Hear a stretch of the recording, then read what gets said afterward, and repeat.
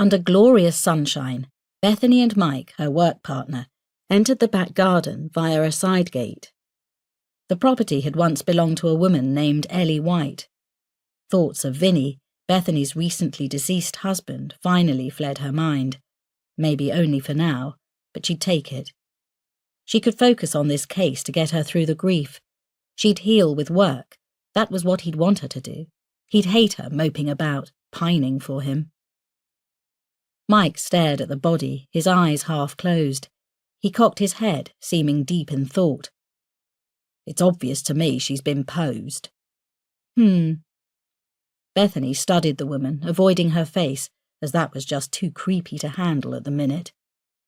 Red dress, the sort worn as a bridesmaid, silky and flowing, the skirt full. Red high-heeled shoes with some sort of glitter all over them.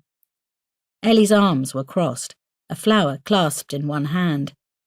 It looked like a giant daisy, except the petals were red, to match the dress and shoes. A ladybird crawled on Ellie's bare arm, moving towards her hand, flicking its spotted wings to the sides as though ready to take flight, then changed its mind, drawing them in again to continue its ambling journey. Her hair's been styled, Bethany mused. And it had. Either Ellie had done it like this before death, or someone had curled it nicely, the long dark waves resting on her collarbones. And now for the face. Bethany couldn't put it off any longer. White makeup had been applied, the kind clowns used, giving her a freakish appearance. Thick blue eyeshadow reached right up to the base of her eyebrows, pearlescent and glinting a little from the harsh sunlight.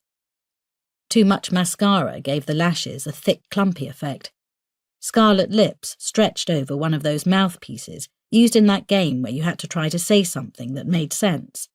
Speak out, that was it. Her teeth and gums made an unsettling display. "What the hell does that mean?" she asked, pointing to the mouthpiece. Mike frowned. "No idea, but that blusher on her cheeks is giving me the willies." Bethany had to agree. 2 perfect pink circles, perhaps made with lipstick. "How old would you say she is?" 30-odd. "That's what I thought." She glanced around the garden. The body had been placed beside a stone fountain, which sprouted water from the mouth of a naked female angel with shockingly large chest attributes. It splashed down into a mouldy green pool, creating spreading circles, raindrops in puddles. The area was mainly grass, apart from a small patio directly outside the house. A white plastic table and chair set perched on top of it next to a homemade brick barbecue. Vinny's voice barged into her head. Stupid to have a barbecue built against a house. Bethany's eyes stung. Vinny had been a firefighter and had always reeled off safety advice to anyone who'd listen, eager to save lives even before they were in any danger.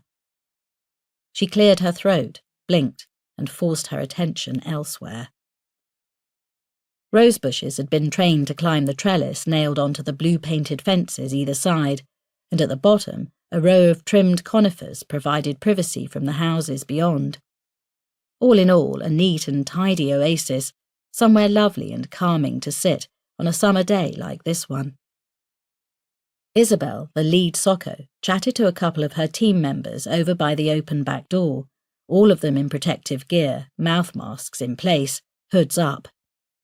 Presley, the ME, hadn't arrived yet, and Bethany was eager to know his initial thoughts on the cause of death, because from what she could see, Ellie White didn't have a mark on her. Unless something sinister lurked beneath that red dress. Don't let that be the truth.